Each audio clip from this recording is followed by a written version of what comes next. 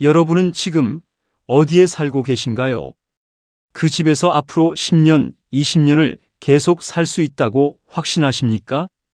사실 대부분의 사람들은 자신이 예상하지 못한 순간에 집을 옮기게 됩니다. 특히 60대가 넘어가면서부터 말입니다. 통계청이 공개한 최근 자료를 보면 놀라운 사실이 드러납니다. 우리나라 65세 이상 인구가 작년 기준으로 전체 인구의 19.2%를 차지했습니다. 그리고 올해 2025년에는 20%를 돌파하면서 대한민국은 초고령 사회로 공식 진입하게 됩니다. 더 주목해야 할 점이 있습니다. 60대 이후 8명 중 1명은 최소 한 번 이상 거주지를 바꾸게 된다는 사실입니다. 나는 지금 이 집에서 계속 살 거야 라고 생각하시는 분들이 많습니다. 하지만 현실은 다릅니다. 갑자기 건강에 문제가 생기거나 배우자를 먼저 보내거나 자녀들의 상황 때문에 어쩔 수 없이 이사를 결정하는 순간이 찾아옵니다. 준비되지 않은 상태에서 급하게 집을 구해야 하는 상황에 직면하게 되는 것입니다. 한국리서치가 실시한 부동산 인식조사 결과를 보면 60대의 60%, 70대 이상의 69%가 현재 이사 계획이 전혀 없다고 답변했습니다. 그런데 실제로는 이 중 상당수가 예기치 못한 이유로 결국 이사를 하게 됩니다. 그때 깨닫습니다. 내가 원해서 선택한 이사가 아니라 어쩔 수 없이 떠밀려서 한 이사였다는 것입니다. 그리고 깊은 후회를 하게 됩니다. 그때는 왜 몰랐을까? 왜 미리 알아보지 않았을까? 왜 아무도 제대로 알려주지 않았을까? 하고 말입니다. 오늘 이 내용을 끝까지 들으신다면 그런 후회를 하지 않으실 겁니다. 지금부터 60대 이후 절대 실패하지 않는 주거 선택의 핵심 기준 6가지를 명확하게 말씀드리겠습니다. 단순히 전원주택이 좋다거나 아파트가 편하다는 식의 피상적인 이야기가 아닙니다. 이것은 여러분의 앞으로 10년, 20년을 불안하게 살 것인가, 평온하게 살 것인가를 결정하는 중요한 기준입니다.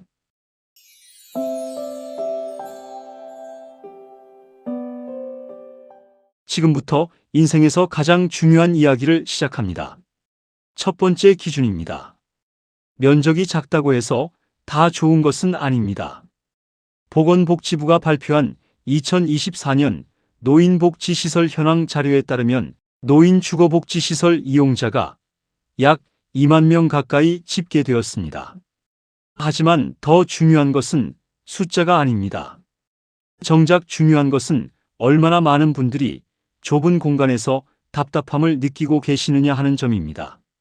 많은 분들이 이렇게 말씀하십니다. 이제 자녀들도 다 독립했는데 우리 둘이서 사는데 큰 집이 필요하겠어요? 라고 말입니다. 맞는 말씀처럼 들립니다. 그런데 말입니다. 너무 좁으면 그 집이 마치 감옥처럼 느껴질 수 있다는 사실을 아십니까? 시선이 막히는 공간, 처음에는 아늑하다고 느꼈던 공간이 며칠만 지나면 답답하고 숨이 막힌다고 호소하시는 분들이 정말 많습니다. 좁은 집에는 제대로 된 식탁도 없고 여유로운 거실 공간도 없습니다. 앉을 자리는 있어도 제대로 생활할 공간은 없는 것입니다. 그냥 존재만 하는 공간이지 삶을 영위하는 공간이 아닌 겁니다. 게다가 집이 좁아지면 심리적 여유도 함께 줄어듭니다. 물건은 계속 쌓이는데 둘 곳이 없고 버릴까 말까 고민하다가 하루 종일 스트레스를 받고 결국 간신히 앉을 자리 하나만 남게 됩니다. 노인복지 분야 전문가들의 말입니다. 좁은 공간에서는 몸만 갇히는 것이 아니라 마음도 함께 갇힌다고 합니다. 그래서 전문가들은 이렇게 조언합니다. 노후의 적정 주거 면적은 18평에서 20평 정도가 가장 이상적이라고 말입니다. 너무 크지도 작지도 않은 이 정도 크기가 적당합니다. 부부가 각자 쓸 수 있는 방 하나씩 그리고 함께 쉴 수 있는 거실 공간 하나 정도면 몸도 마음도 편안하게 지낼 수 있습니다. 누구나 짐을 줄이고 싶어 합니다. 하지만 줄여야 할 것은 집의 크기가 아니라 생활의 스트레스입니다. 두 번째 기준입니다. 병원 근처가 아니라 복지관 근처가 중요합니다. 혹시 아십니까? 보건복지부 통계 자료를 보면 전국의 노인복지관이 454개소, 경로당이 무려 6만 9천 개가 넘게 운영되고 있습니다. 그런데 이런 시설들이 얼마나 중요한지 제대로 아시는 분은 많지 않습니다. 많은 분들이 이사를 계획하면서 이렇게 생각하십니다. 혹시 모르니까 큰 병원 가까운 곳으로 가야겠다고 말입니다. 하지만 실제로 병원 바로 옆으로 이사하신 분들은 놀랍게도 오래 버티지 못하십니다. 왜 그럴까요? 구급차 사이렌 소리가 하루 종일 들리기 때문입니다. 창밖에서 울리는 그 소리는 이웃의 위급함을 알리는 신호이면서 동시에 언제든 나도 저렇게 될 수 있다는 불안감을 주는 소리입니다. 한 70대 어르신의 경험담입니다. 병원 옆에서 산 지 2달 만에 잠을 제대로 못 자게 되었다고 합니다. 구급차 소리만 들리면 가슴이 두근거려서 견딜 수가 없었다고 하십니다. 무엇보다 병원은 치료를 받으러 가는 곳이지 일상을 보내는 곳이 아닙니다. 노년을 병원 근처에서 보낸다는 것은 몸이 아프기도 전에 마음이 먼저 병들 수 있다는 의미입니다. 그런데 복지관은 완전히 다릅니다. 그곳은 일상을 살아가기 위한 공간입니다. 식사를 하고 사람들을 만나고 여러 활동을 합니다. 새로운 것을 배우고 서로 이야기를 나누고 웃음을 나누는 곳입니다. 삶이 흘러가는 하루의 중심이 되는 공간입니다. 2023년 재간호인 복지시설 이용자가 12만 5천 명으로 전년 대비 17% 넘게 증가했습니다. 이것이 무엇을 의미하는지 아십니까? 점점 더 많은 어르신들이 복지관의 진정한 가치를 깨닫고 계신다는 뜻입니다. 게다가 대부분의 프로그램이 무료이거나 아주 저렴한 비용으로 이용할 수 있습니다. 도시락 한 끼 값보다 적은 비용으로 여러 프로그램을 듣고 식사까지 할 수 있습니다. 병원은 돈이 나가는 곳이지만 복지관은 나를 위한 투자입니다. 나의 건강과 정신을 살리는 투자인 것입니다. 실제로 일본에서는 복지관 근처의 집값이 좋은 학군 지역보다 더 비쌉니다. 우리나라도 곧 그렇게 될 것입니다. 복지관은 노년의 프리미엄 입지라고 할 수 있습니다. 세 번째 기준입니다. 자녀와 함께 살지 마시고 가까운 곳에 사시기 바랍니다. 통계청 사회조사 결과를 보면 60세 이상 고령자 중 자녀와 따로 사는 비율이 68.4%입니다. 그리고 더 놀라운 것은 앞으로도 자녀와 함께 살고 싶지 않다고 답한 비율이 78.8%라는 점입니다. 이 나이에 어디를 가겠어요? 자식과 함께 살아야죠. 라고 생각하시는 분들이 계십니다. 처음에는 정말 좋습니다. 함께 식사를 하고 손자 손녀의 웃음소리도 들리고 외롭지 않아서 다행이라고 생각됩니다. 그런데 2~3달만 지나 보십시오. 며느리의 말투가 조금씩 달라집니다. 사위의 눈빛이 예전 같지 않습니다. 심지어 자녀조차 조금씩 거리를 두게 됩니다. 왜 그럴까요? 우리는 가족이라는 이름으로 서로의 자유를 침해하고 있는 것입니다. 자녀 입장에서는 집에 부모님이 항상 계신다는 것이 무거운 부담이 됩니다. 부모 입장에서는 멀쩡했던 내 삶이 그저 밥 해주고 잠자리 제공하는 역할로 전락하는 기분이 듭니다. 한 60대 어머니의 솔직한 고백입니다. 아들 집에서 산 지 3달이 지나니 내가 손님인지 짐인지 알 수 없었다고 합니다. 말로 하지 않아도 분위기로 느낄 수 있었다고 하십니다. 그래서 가장 좋은 거리는 엘리베이터를 타지 않아도 되는 정도의 거리입니다. 같은 아파트 단지 내 다른 동이나 걸어서 5분 이내의 거리가 이상적입니다. 도움이 필요할 때는 바로 달려갈 수 있지만 각자의 생활은 완전히 독립되어 있는 거리입니다. 가까우면서도 서로 간섭하지 않는 거리입니다. 그것이 진정으로 가족 관계를 지키는 거리입니다. 이 원칙을 지키면 관계가 무너지지 않습니다. 네 번째 기준입니다. 전원주택, 현실은 낭만보다 고립이 먼저 찾아옵니다. 많은 분들이 은퇴 후 전원주택을 꿈꾸십니다. 앞에는 산이 보이고 뒤에는 텃밭을 가꾸고 아침에는 새소리를 듣고 저녁에는 고기를 구워 먹는 그런 산 말입니다. 이상은 분명 아름답습니다. 정말 멋진 그림입니다. 하지만 현실은 전혀 다릅니다.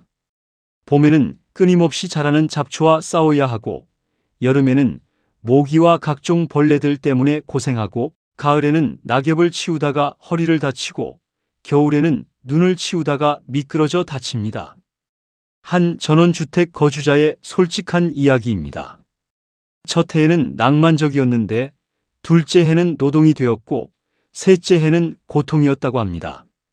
무엇보다 큰 문제는 뭔가 문제가 생겼을 때 도움을 받을 사람이 없다는 점입니다. 119를 부르기에는 애매한데 몸이 제대로 움직이지 않는 날이 있습니다. 갑자기 쓰러졌을 때 아무리 소리쳐도 들어줄 이웃이 없습니다. 실제로 이런 경우가 있었습니다. 전원주택으로 이사했다가 1년도 안 되어 다시 도시로 돌아온 한 어르신이 눈물을 글썽이며 말씀하셨습니다. 여기는 경치는 아름다운데 마치 감옥 같았다고 합니다. 사람의 목소리가 그리웠다고 합니다. 새소리보다 사람 소리가 듣고 싶었다고 하십니다. 노후는 경치보다 사람이 우선입니다. 흙냄새보다 이웃의 목소리가 먼저입니다.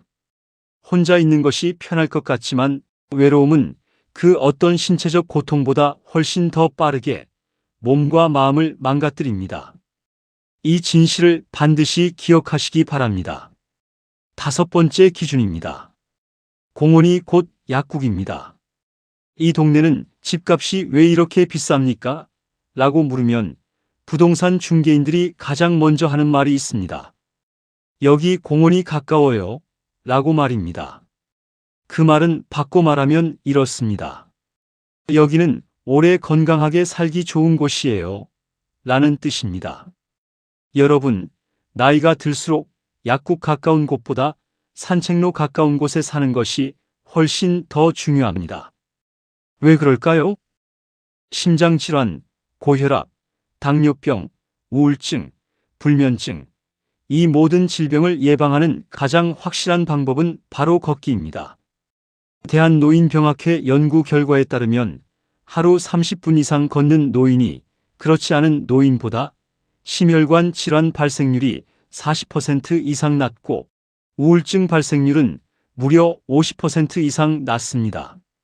그런데 운동을 해야지 하면서도 실천하지 못하는 이유가 무엇일까요? 집 근처에 제대로 걸을 만한 곳이 없기 때문입니다. 좁고 차가 많이 다니는 인도, 시멘트로만 둘러싸인 아파트 단지, 넓은 도로만 있는 동네에서 걷는 것은 건강에 도움이 되기보다 오히려 스트레스입니다. 하지만 나무가 우거진 산책로, 호수가 있는 공원, 벤치에 앉아 햇살을 즐길 수 있는 쉼터가 있는 동네라면 걷는 것이 의무가 아니라 즐거움이 됩니다. 걸을 수 있다는 것은 내가 아직 세상과 연결되어 있다는 증거입니다. 사람들과 마주치고 자연을 느끼고 천천히 하루를 정리하는 시간이 바로 우리를 사람답게 살게 해주는 소중한 순간입니다. 그래서 노후 주거지를 선택할 때 공원이 가까운지 산책로가 잘 조성되어 있는지 확인하는 것은 단순한 운동 공간이 아니라 삶의 질을 결정하는 핵심 요소입니다. 걷지 않으면 마음이 먼저 무너집니다. 마음이 무너지면 몸도 함께 무너집니다. 약보다 먼저 챙겨야 할 것은 발을 디딜 수 있는 땅입니다. 여섯 번째 기준입니다. 집은 거주 공간이지만 동시에 자산입니다. 마지막 집을 선택할 때는 반드시 처분 가능성을 고려해야 합니다. 많은 분들이 말씀하십니다. 나는 그냥 여기서 생을 마감할 때까지 살 거야 라고 말입니다. 그럴 수도 있습니다. 그렇게 되면 정말 좋겠습니다. 하지만 세상 일은 우리 뜻대로만 흘러가지 않습니다. 갑자기 큰 병이 생기거나 배우자와 사별하거나 혼자서는 감당하기 어려운 상황이 찾아왔을 때 그 집을 처분해서 필요한 비용을 마련해야 하는 순간이 올 수 있습니다. 그런데 집이 팔리지 않습니다.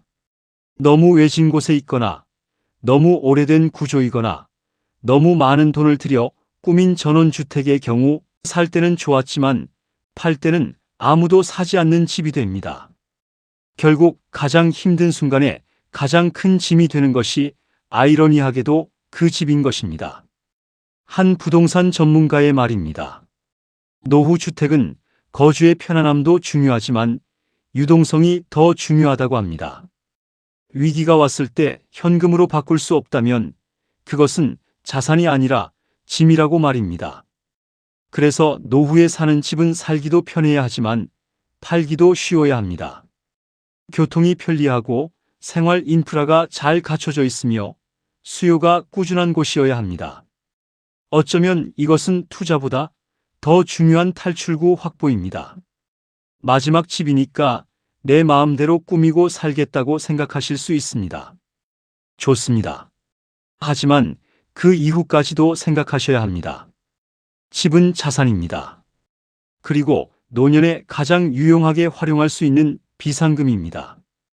팔 수 없는 집은 결국 나도 묵고 자녀도 묵습니다. 마지막 집은 내가 머무는 곳일 뿐 아니라 언제든 내가 떠날 수 있도록 도와주는 곳이어야 합니다. 이제 아파트, 전원주택, 실버타운 중 어디서 살아야 할지 말씀드리겠습니다. 과연 어디서 살아야 가장 평온하고 안전하며 인간답게 살 수 있을까요? 첫 번째로 실버타운입니다. 겉으로는 천국 같아 보이지만 속은 외로움으로 가득합니다. 식사도 제공되고 의료시설도 있고 다양한 프로그램도 있다고 하는데 얼마나 좋을까요? 실제로 실버타운은 시설이 굉장히 잘 갖춰져 있습니다. 입구에는 경비가 있고 내부에는 간호사가 상주하며 아침 저녁으로 챙겨주는 직원들도 있습니다. 하지만 그 모든 편안함이 마음까지 채워주지는 못합니다. 왜냐고요? 그곳은 젊은이도 없고 아이들도 없는 단일 세대만 모여있는 공간이기 때문입니다.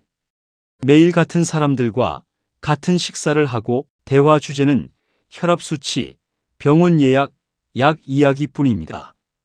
그렇게 서너 달이 지나면 스스로에게 묻게 됩니다. 나는 지금 살고 있는 건가 아니면 그냥 버티고 있는 건가 하고 말입니다. 실제로 실버타운을 나온 사람들의 말입니다. 시설은 최고급 호텔 수준인데 마음은 좁은 감옥에 갇힌 것 같았다고 합니다. 하루하루가 정해진 일정대로만 흘러가니 사람이 점점 생기를 잃어간다고 합니다. 내 의지로 선택하는 것이 하나도 없다고 하십니다. 그래서 실버타운에 입주했다가 수천만 원의 입주금을 포기하고 나오는 사람들이 한둘이 아닙니다. 정말 중요한 것은 내 삶을 주체적으로 살아낼 수 있는 공간인가 하는 점입니다. 누군가가 챙겨주는 집이 아니라 내가 주인으로 살아가는 집이어야 합니다. 그것이 없다면 아무리 편해도 그 집은 살기 좋은 곳이 아니라 편안한 감옥일 수 있습니다. 두 번째는 전원주택입니다. 앞서 말씀드린 것처럼 전원주택은 낭만적인 꿈과 현실 사이의 간극이 큽니다. 경치는 아름답지만 관리의 어려움과 고립감이 큰 문제입니다. 특히 나이가 들수록 차 없이는 아무것도 할 수 없는 환경이 큰 부담이 됩니다. 무엇보다 사람의 목소리가 그리워집니다. 실제로 한 어르신이 전원주택으로 이사했다가 1년도 되지 않아 다시 서울로 돌아오셨습니다. 경치는 정말 아름다웠는데 아무 소리도 없으니 마음이 너무 복잡했다고 합니다. 사람이 너무 그리웠다고 합니다. 그냥 사람이 보고 싶었다고 하십니다. 노후는 경치보다 사람의 목소리가 우선입니다. 뭔가 불편해도 누군가가 있다는 것, 그것이 진정한 복입니다. 그리고 집을 처분해야 할 때 매우 어렵다는 현실적인 문제도 있습니다. 세 번째는 아파트입니다. 문제점도 있지만 결국 가장 실패 확률이 낮은 선택입니다. 왜 많은 분들이 다시 아파트로 돌아올까요? 왜 살아보니 아파트가 최선이라는 말이 나올까요? 답은 간단합니다. 아파트는 가장 적은 위험과 가장 높은 안정성을 가진 구조이기 때문입니다. 병원, 마트, 복지관, 약국이 모두 걸어서 10분 거리에 있습니다. 외롭지 않습니다. 위급할 때 도와줄 이웃이 있습니다. 안전합니다.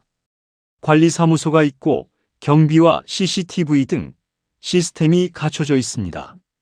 관리비는 생각보다 적고 유지 보수도 체계적으로 이루어집니다.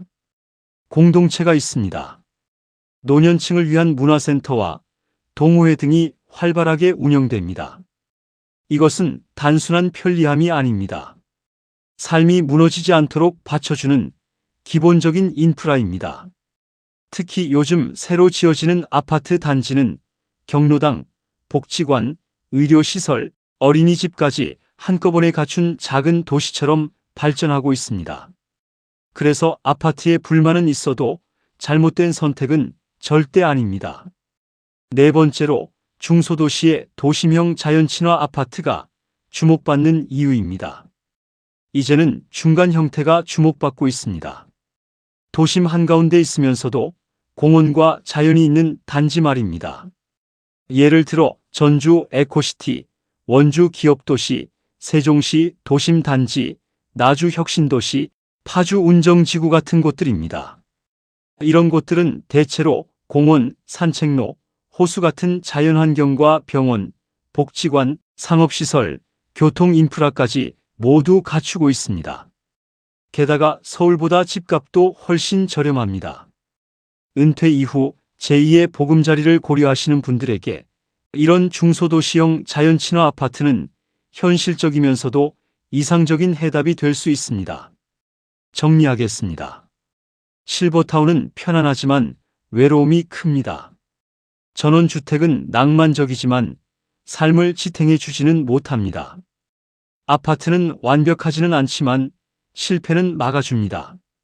중소도시 자연친화형 아파트는 모든 것을 적절히 갖춘 현실적인 이상형입니다. 이제 남은 것은 하나입니다. 내 삶에 가장 맞는 조합은 무엇인가 하는 점입니다. 이 기준을 알고 지금부터 준비하신다면 다음 이사는 떠밀려서 하는 선택이 아니라 여러분이 직접 선택한 마지막 보금자리가 될 것입니다. 그리고 후회하지 않으실 겁니다. 지금까지 들으신 여러분이라면 분명 이런 생각이 드셨을 겁니다. 그래, 방향은 알겠는데 그럼 나는 어디서 살아야 하지? 라고 말입니다. 도대체 어떤 집을 어떤 방식으로 골라야 후회가 없을까요? 바로 지금부터 본격적으로 말씀드리겠습니다. 첫 번째입니다. 경제적으로 여유가 없다면 복지관 근처 아파트가 무조건 최우선입니다. 통계청 자료에 따르면 60세 이상 고령자 중 본인이나 배우자가 생활비를 부담하는 비율이 76%입니다. 하지만 그중 상당수가 경제적으로 빠듯한 상황입니다. 연금이 많지 않고 소득이 거의 없으며 생활비도 빠듯하다면 무조건 복지관 중심 생활권을 고려하셔야 합니다. 그 이유는 단순합니다. 그곳에는 비용이 들지 않는 서비스가 집중되어 있기 때문입니다. 2023년 기준 전국의 노인복지관이 454개소, 경로당이 6만 9천 개가 넘게 운영 중입니다. 양질의 식사, 교육, 운동, 심리상담, 심지어 문화활동까지 복지관은 무료 종합센터입니다.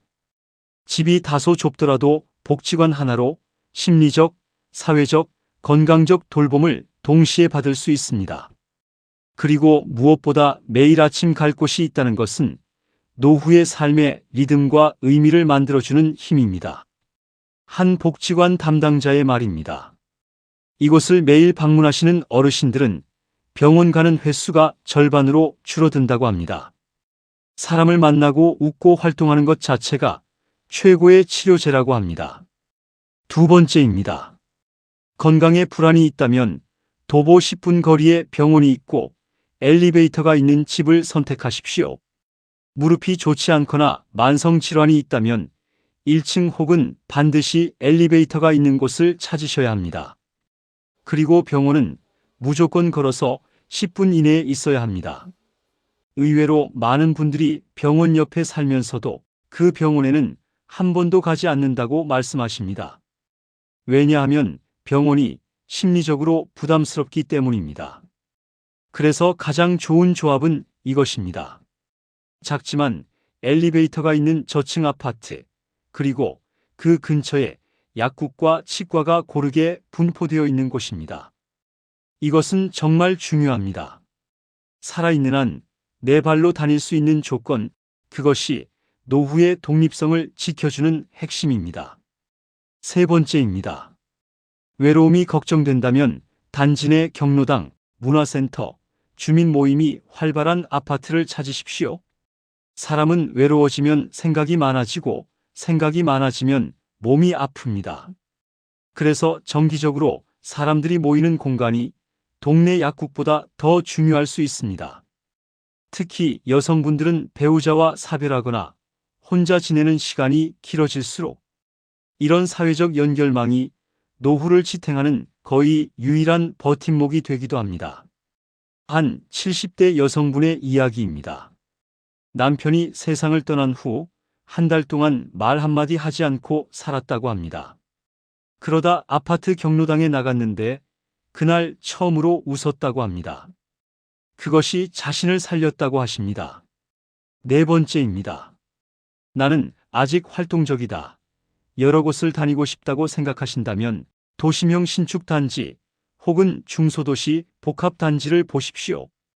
이런 분들은 오히려 실버타운보다 젊은 사람들과 섞여 있는 곳이 훨씬 활력이 있습니다. 마트, 백화점, 도서관, 지하철이 모두 연결되어 있는 곳 말입니다. 요즘은 이런 곳이 중장년층에게도 적합한 공간이 되어가고 있습니다. 왜냐고요? 노년의 삶은 세상에서 물러나는 것이 아니라 세상의 일부로 계속 살아가는 것이기 때문입니다. 나이 들었다고 조용히 뒤로 물러날 필요가 없습니다. 조금 시끄러워도 괜찮습니다. 놀이터 소리, 버스 정류장 소리, 지나가는 젊은이들의 목소리, 그 안에 있을 때 우리는 늙지 않습니다. 다섯 번째입니다. 진짜 마지막 집을 고민 중이라면 처분하기 쉬운 집과 돌봄 시설이 근처에 있는 지역을 보십시오. 지금은 건강해도 80세 이후를 대비하셔야 합니다. 언젠가 내가 혼자 생활할 수 없을 때 그때를 도와줄 시스템이 근처에 있는지 확인하십시오. 요양병원, 방문요양, 주간보호센터가 있어야 합니다. 그리고 가장 중요한 것은 자녀들이 방문하는데 불편하지 않은 위치입니다. 서울이라면 교통이 편리한 근처, 지방이라면 중소도시 중심부에 있어야 합니다. 무조건 차로 1시간 이내에 있어야 실제로 찾아옵니다. 그리고 그 집은 언제든지 처분 가능한 조건을 갖추고 있어야 합니다. 그것이 마지막까지 스스로의 삶을 지키는 가장 현실적인 방법입니다. 이제 마지막 이야기입니다. 혼자 살게 될 때를 대비하십시오. 앞서 우리는 어떤 집을 선택해야 후회하지 않는가에 대해 이야기했습니다. 그런데 집의 조건보다 더 중요한 것이 하나 있습니다. 바로 그 집에서 누구와 어떻게 사느냐입니다. 지금 우리나라 60대 이상 인구 중 혼자 사는 분들의 비율이 25%를 넘어섰고 70대 이상에서는 3명 중 1명이 1인 가구입니다.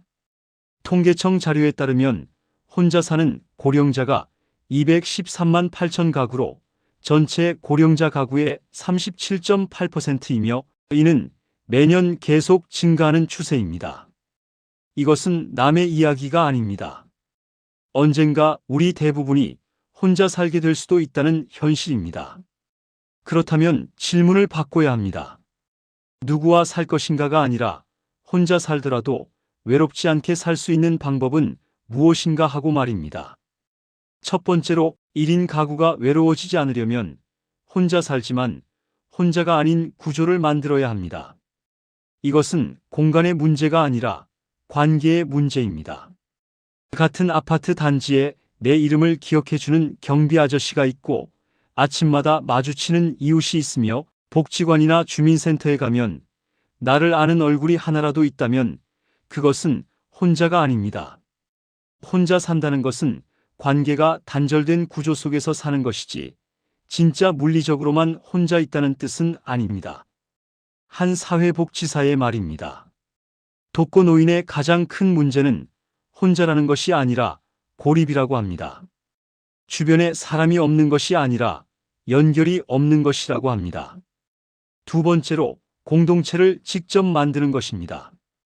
자조 모임, 동아리, 복지관 프로그램, 이것은 단순한 취미 활동이 아니라 살아가기 위한 전략입니다. 예를 들어 매주 수요일에 복지관 합창단 연습, 동네 도서관 독서 모임, 마을 신문 만들기, 동아리, 등산 모임, 자전거 모임, 봉사 모임 같은 것들입니다. 이런 활동에 꾸준히 참여하는 것, 그것이 심리적 면역력이 되고 어떤 위기에도 내 곁에 누군가 있다는 사회적 안전망이 됩니다. 세 번째로 절대 혼자 살면 안 되는 동네가 있습니다. 이것은 아주 중요합니다. 고립된 전원주택 지역, 초고층 대단지지만 공동체가 전혀 없는 곳, 왕래가 없고 복지관 하나 없는 동네, 이런 곳에서 혼자 살면 몸이 아프지 않아도 마음부터 무너집니다. 특히 고령일수록 내가 아플 때 누가 도와줄 수 있는가, 위급한 상황에서 구조 요청이 가능한가, 이것이 생명선입니다. 통계청 사회조사에 따르면 혼자 사는 고령자의 18.7%는 도움받을 수 있는 사람이 없다고 답했습니다. 반대로 아파트 공동체가 활성화되어 있고 경로당, 문화센터, 복지관, 보건소가 도보권에 있고 관리사무소와 주민센터가 잘 연결된 곳이라면 혼자 살아도 혼자가 아닌 삶이 가능합니다. 마지막 네 번째로 혼자 사는 여성 혹은 남성에게 꼭 필요한 조건들이 있습니다. 여성이라면 보안이 철저한 곳, CCTV와 출입 통제, 관리사무소 응대 등이 잘 되어 있고 밤길이 밝고 안전한 동네, 주변에 신뢰할 수 있는 여성 공동체 또는 친밀한 이웃이 있어야 합니다. 남성이라면 규칙적인 외부 활동을 할 수 있는 환경, 복지관과 운동시설 등이 있어야 하고 식사와 청결을 스스로 관리할 수 있도록 돕는 구조, 예를 들어 반찬 배달이나 세탁 서비스 같은 것들이 있어야 합니다. 또한 갑작스러운 질병 시 도와줄 수 있는 기본 인프라, 주치의와 요양시설이 있어야 합니다. 1인 가구의 노후는 물리적 고립을 막는 것이 아니라 심리적 고립을 막는 싸움입니다. 혼자 살아도 나는 이 사회의 일부라는 감각만 있으면 그것은 충분히 건강한 삶입니다. 오늘 이 내용을 들으신 여러분이라면 이제는 더 이상 혼자 살아도 괜찮을까가 아니라 어떻게 하면 혼자 살아도 단단하게 살 수 있을까를 스스로 설계할 수 있는 힘이 생기셨을 것입니다. 여러분, 노후를 준비하는 일은 단순히 집을 고르는 일이 아니라 삶의 무대를 선택하는 일입니다. 이 무대가 좁아도 따뜻하고 조용해도 외롭지 않으며 언제든 나를 다시 시작하게 해주는 곳이라면 그곳이야말로 진정 좋은 집입니다. 그 집이 복지관 옆 작은 아파트일 수도 있고 산책로가 가까운 단지일 수도 있습니다. 중요한 것은 남들이 뭐라고 하든 내 삶을 가장 나답게 살 수 있는 곳을 지금부터 천천히 그러나 분명하게 준비하시는 것입니다. 마지막으로 이 말씀을 드립니다. 노년은 누구와 사느냐보다 어떤 일상을 쌓느냐가 더 중요합니다. 그리고 그 일상은 오늘 여러분이 만드는 하나의 작은 관계에서부터 시작됩니다. 이 내용이 여러분의 다음 이사 그리고 다음 인생을 준비하는데 작은 등불이 되었기를 진심으로 바랍니다. 오늘 내용을 들으시면서 여러분은 어떤 생각이 드셨습니까? 여러분의 경험과 생각을 나눠주신다면 그것이 누군가에게 큰 위로와 깊은 깨달음이 될 것입니다. 오늘 끝까지 들어주셔서 깊은 감사를 드립니다. 오늘 내용이 도움이 되셨다면 소중한 분들과 함께 나눠주시기 바랍니다.